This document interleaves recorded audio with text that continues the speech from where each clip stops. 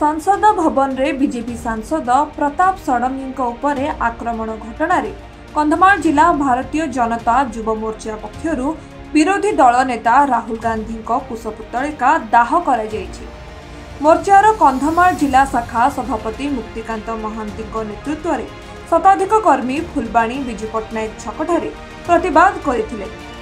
भारतीय संसद भवन रे बीजेपी सांसदों उपरे आक्रमण को विरोधी दल नेतांकर दादागिरी बोली अभिहित करी एथिपाई राहुल गांधी को तुरंत गिरफ्त कराजियो बोली दाबी करथिले।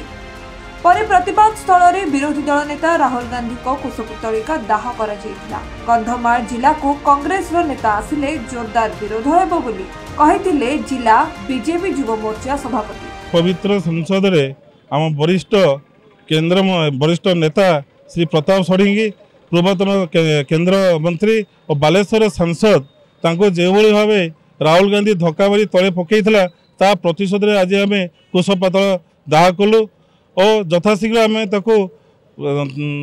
गिरफ्त करने दाबी रखुचु। फुलबाणी सदाशिव पात्र रिपोर्ट खबर ओडिशा।